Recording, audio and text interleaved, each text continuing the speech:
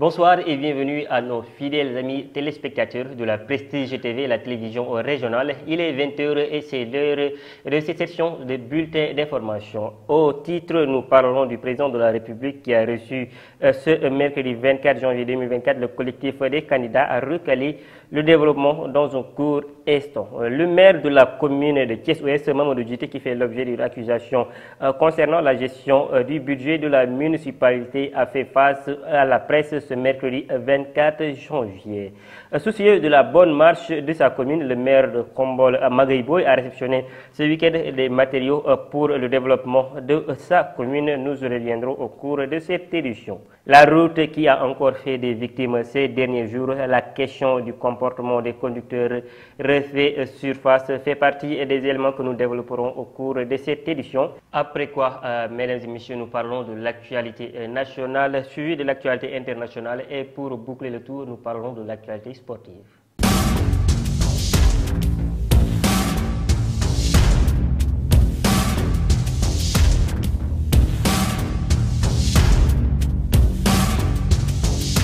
Le président de la République, Macky Sall, a reçu ce mercredi 24 janvier le collectif des candidats recalés à la présidentielle du 25 février 2024. Ils ont exposé au chef de l'État ce qu'ils considèrent comme étant des manquements graves concernant dans le parrainage. Les candidats recalés ont également demandé la mise à disposition du fichier électoral à tous les candidats. Alioune Sarr, qui fait partie de ce collectif, revient sur les points essentiels abordés lors de cette rencontre. Je vous propose de le suivre. Mesdames et messieurs, ces questions ont été exposées au chef de l'État, qui a prêté une oreille très attentive. Évidemment, ces questions politiques intéressent toute la nation. Elles intéressent la nation dans le sens où un processus électoral viable, stabilisé, un processus électoral, le respect des droits des électeurs. J'ai parlé tout à l'heure de 1 million de nos compatriotes, qu'ils puissent voter dans des conditions normales. Le respect des droits de ces candidats qui ont fait le tour du Sénégal. Nous ne devons pas accepter une seule seconde que ceux-là qui ont fait ce travail-là soient rejetés parce que tout simplement un logiciel n'arrive pas à lire des données. Nous avons donc décidé, après une concertation avec les 49 candidats, avec le Parti démocratique sénégalais et ses alliés, que nous allons élargir la discussion pour que justement, dans le respect des lois et des règlements, dans le respect de notre loi fondamentale, que nous puissions aller vers ces élections le 25 février dans des conditions apaisées, dans des conditions transparentes, pour que chaque Sénégalais doit y participe dans des conditions qui permettent à notre démocratie d'être renforcée. Le collectif est décidé à se battre aujourd'hui, est décidé à se battre demain pour que les droits des Sénégalais et des Sénégalais soient respectés d'une façon ou d'une autre. Cette question n'a été évoquée nulle part, ni par le collectif, ni par le chef de l'État. Je vous dis, cette question n'a été évoquée nulle part. Je vous dis la chose suivante. Le Conseil constitutionnel a contrôlé les 93 parrains, candidats, en combien de jours? En 5 jours. 5 jours. On a contrôlé 73 candidats. Vous ne pensez pas que 49 candidats qui demandent que le contrôle soit refait parce que la loi n'a pas été respectée, vous ne pensez pas qu'on ne puisse pas le faire en moins de 5 jours? Donc il ne faut pas nous faire dire ce que nous n'avons pas dit. Nous sommes pour le respect de la Constitution. Nous considérons que la Constitution doit être respectée et les éléments que vous évoquez sont déjà codifiés. Mais ce que nous sommes venus dire aujourd'hui, ce sont des questions extrêmement précises. Le maire de la commune de Thiès-Ouest, Mamadou Djité, qui fait l'objet d'accusations concernant la gestion du budget de la municipalité par ses conseillers, a fait face à la presse ce mercredi 24 janvier. Mamadou Djité affirme que ce sont des frustrés qui voulaient sa place, qui l'accusent et qu'il a déjà porté plainte pour diffamation. Ces propos sont recueillis par Majombo. Considérant que ces propos sont des accusations gravissimes et ne sauraient être justifiés aucunement par un combat politique, en toute responsabilité, j'ai porté plainte contre leurs auteurs auprès du procureur de la République près le tribunal de grande instance de Thiès pour diffamation et dénonciation calomnieuse.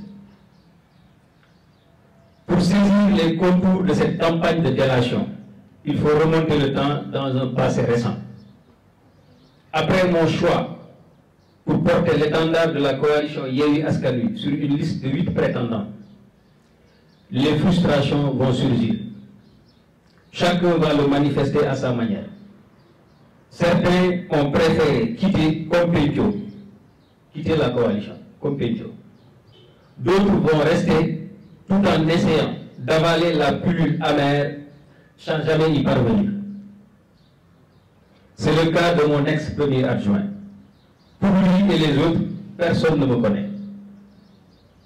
C'est le seul argument brandi. J'étais le seul à croire en ma victoire. Pour preuve, tous les autres candidats non retenus ont décidé d'aller se réfugier sur la liste proportionnelle. Se tailler une bonne place pour s'assurer d'être élu. Conseil. Tous les autres prétendants. Tous sont allés sur la liste proportionnelle. À présent, nous sommes à Khombole. Soucieux de la bonne marche de sa commune, le maire de Khombole, Magaye Boye, a réceptionné ce week-end des lampadaires solaires pour l'éclairage public, du gazon synthétique pour le stade municipal, mais aussi du matériel a été également remis aux conducteurs de moto Jakarta, aux cordonniers et aux salons de coiffure et même aux équipes de football. Ceci entre dans le cadre de l'accompagnement de la mairie aux acteurs qui évoluent dans différents domaines. Et après la cérémonie, le maire s'est confié à la presse et ses propos sont recueillis par nos confrères de Thiès 24. C'est un jour de solidarité pour les populations qui habitent à Khombole. On veut que la mairie de Khombole s'initie davantage dans les activités de Khombole. Il vaut mieux apprendre à la personne comment se débrouiller, ainsi la personne pourra subvenir à ses propres besoins. C'est pour cela aujourd'hui tous les corps de métier sont accompagnés en termes de financement ou de formation et en matériel aussi, et ça leur permet d'être indépendants. On a signé une convention avec la Promogem pour la rénovation du marché de Khombole. On a aussi signé une convention avec la BNDE pour financer les femmes. Chaque corps de métier, on l'accompagnera, même si la somme de ces financements reste énorme, ça n'a pas d'importance. L'important est que chaque Khombolois puisse retrouver son intérêt dans ces projets. Et à présent, nous parlons de la circulation de la route qui a encore fait des victimes ces derniers jours. Et la question du comportement de certains conducteurs refait surface. À Thiès, les acteurs du transport se sont prononcés sur ce sujet. Les voici au micro de Amina Diallo, Binta Diouf et Seyna Boumbao.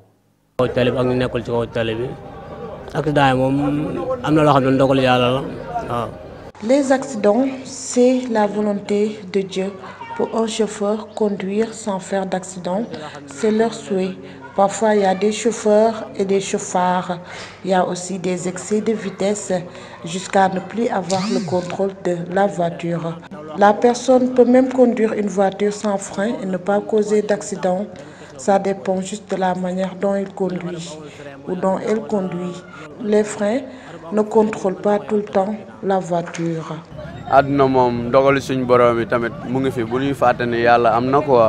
N'oublions pas que c'est Dieu qui fait les choses et qu'il y a la volonté divine et s'en remettre à Dieu.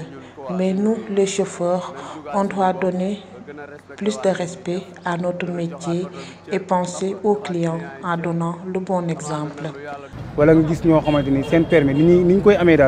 Le problème se pose sur le comment on obtient les permis de conduire sans faire d'efforts. Les Jakarta aussi font beaucoup d'erreurs car ils ne maîtrisent pas le code de la route. Le mal est profond. Même si l'État fait des efforts pour réduire les accidents, par contre, l'éducation fait défaut et c'est la cause de tous ces accidents.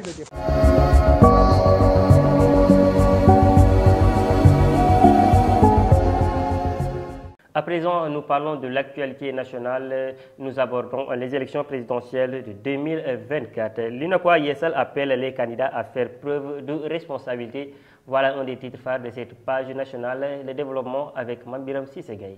L'actualité nationale, le président national de l'Union nationale des associations de commerce, opérateurs et investisseurs du Sénégal, UNACOIS, Yessal Persissé, tous les membres de l'association félicitent l'ensemble des candidats retenus pour les échéances électorales du 25 février 2024. Ils leur demandent de faire preuve de responsabilité et battre leur campagne dans un climat de paix et dans la cohésion sociale afin de mieux consolider et garantir la quiétude de chaque couche sociale dans notre cher Sénégal. Cher Cissé et ses camarades d'ajouter qu'ils chassent que le pays nous appartient à nous tous.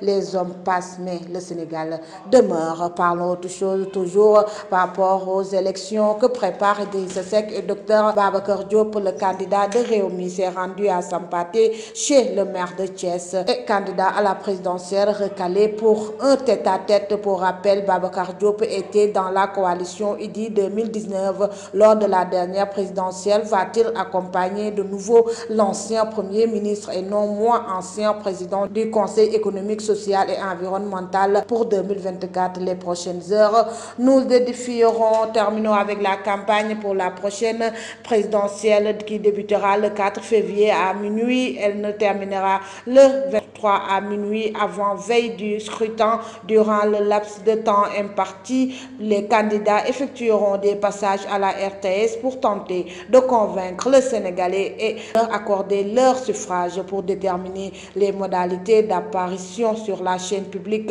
le Conseil national de régulation de l'audiovisuel CNRA a convoqué les prétendants à la fonction suprême ou leurs représentants pour une réunion de coordination. Le rendez-vous est prévu au siège de régulateur au centre-ville lundi 29 janvier à partir de 11h. C'était tout pour cette actualité nationale.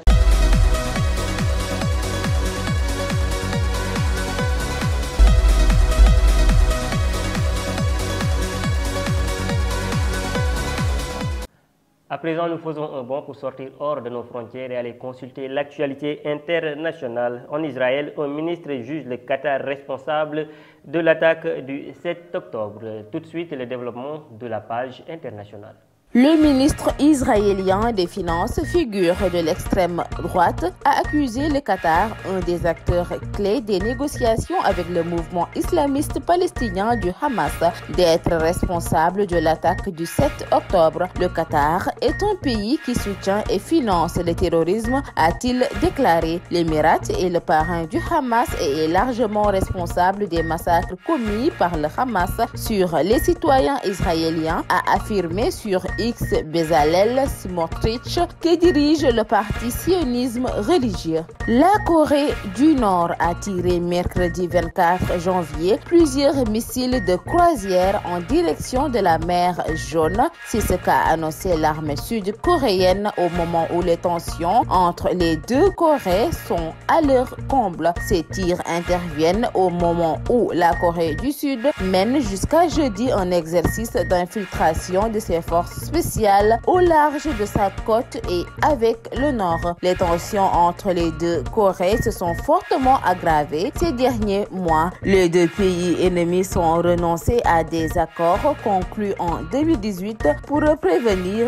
les incidents armés, renforcer les moyens militaires à la frontière et procéder à des exercices d'artillerie à munitions réelles près du territoire de l'autre. La Cour suprême a proclamé ce mercredi 24 janvier les résultats définitifs de la présidentielle du 14 janvier. Les scores des différents candidats ont évolué de manière significative, mais la réélection du président sortant Azali Assoumani dès le premier tour n'est pas remise en question. Le score du président sortant est passé de près de 63% à 57,2% entre les résultats provisoires et les définitifs.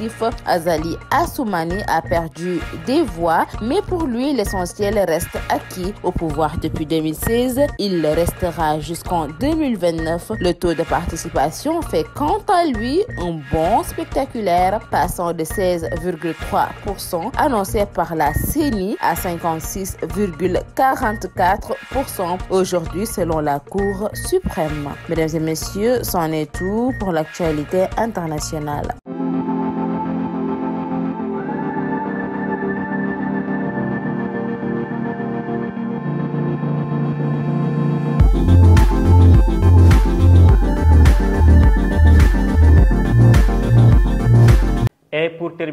parlons de l'actualité sportive.